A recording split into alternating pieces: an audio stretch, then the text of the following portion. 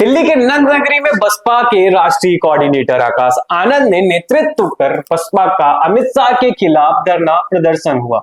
प्रदर्शन के दौरान बाबा साहब के अपमान के खिलाफ आकाश आनंद जी ने आवाज उठाई और उन्होंने सिर्फ बीजेपी को ही नहीं, कांग्रेस को भी बाबा साहब के अपमान का कारण मानी और उन्होंने कहा कि कांग्रेस बाबा साहब के नाम का इस्तेमाल करके दलितों का वोट बटोरना चाहती है।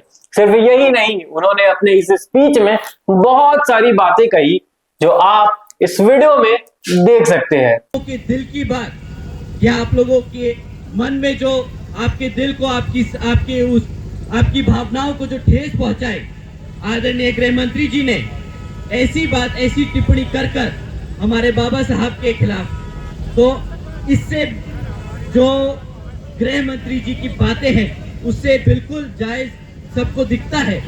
इट्स वेरी एविडेंट कि वो हमारे समाज को आज तक वो सम्मान ना दे पाए अपने दिल से, ना वो राजनीतिक तौर पर आज तक हमारे समाज के लिए वो काम कर पाए, ना आने वाले समय में काम कर पाएंगे। साथियों, एक तरफ तो गृह मंत्री जी ने ऐसी टिप्पणी कर दी कि बाबा साहब का नाम लेंगे तो बाबा साहब की जगह अगर इतनी बार हम भगवान का नाम लेते तो स्वर्ग प्राप्त कर लेते।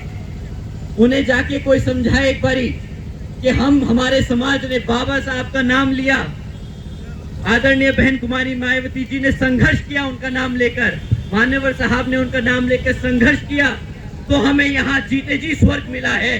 उनके भगवान के नाम से नहीं, हमारे बाबा साहब के नाम से मिला है। साथियों, उसी के साथ साथ उन्होंने जिस बात पे टिप्पणी करी, ये कांग्रेस के लोग जो नीला पटका, नीली टी शर्ट और साड़ी पहनकर आजकल ढोंग कर रहे हैं, बाबा साहब के नाम पर राजनीति करने की कोशिश कर रहे हैं, इनसे ज्यादा इनके पास अब और कुछ मुद्दे बचे नहीं। लोकसभा में तो वे बेचारे कॉन्स्टिट्यूशन की किताब लिखाकर हमारे समाज को भटकाते रहे। अब जब रिजर्वेशन की बात आई तो सब कास्ट कैटेगराइजेशन में जो रिजर्वेशन की बात आई, उस पे वो चुप्पी साधे बांधे रहे, उनसे एक बार भी उनसे टिप्पणी नहीं करी गई। पर जब दोबारा से दिल्ली का इलेक्शन अब सर पे है और जानते हैं कि भाई दिल्ली में हमारे समाज की क्या संख्या रखी है, कितना समाज हमारा दिल्ली में रहता है और कितना वोट परसेंटेज हमारे समाज का यहाँ दिल्ली की जनता में है, तो जब अब दिल्ली का इलेक्शन सर पे है तो फिर से बाबा साहब के नाम पर राजनीति शुरू कर दी। अब उन्हें नीली टी शर्ट दिखाई दे रही है, अब उन्हें नीली साड़ी दिखाई दे रही है, अब उन्हें बाबा साहब का अपमान दिख रहा है। 70-75 सालों से जब तक ये राज करते रहे तब तो बाबा साहब को इन्होंने सम्मान नहीं दिया, तब तक तो इनको नहीं लगा कि बाबा साहब का जो कॉन्स्टिट्यूशन है उसको पूरी तरीके से इम्प्लीमेंट करें, रिजर्वेशन को लागू करें।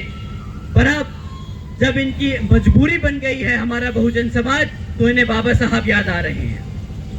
इन्होंने तो फैशन स्टेटमेंट बना ली, कांग्रेसियों ने तो फैशन स्टेटमेंट बना रखी है कि भाई जब भी कोई इलेक्शन आए तो नीला कपड़ा पहन लो। अभी तक इन्होंने कॉन्स्टिट्यूशन की किताब लेके घूमे, अब इन्होंने टी शर्ट और वो पहन लिया, साड़ी पहन ली नीली। अब बस इनके पास और कोई ज्यादा विकल्प बचा नहीं, बहुजन समाज पार्टी का पटका पहन के और संसद में पहुंच जाए, क्योंकि ये जानते हैं साथियों, ये जानते हैं कि हाथ के निशान पर वोट नहीं दबेगा, हाथ के निशान पर इन्हें हमारे समाज का वोट नहीं मिलेगा। अब इन्हें वोट मिलेगा तो आदरणीय बहन कुमारी मायावती जी के नेतृत्व में रहकर मिलेगा।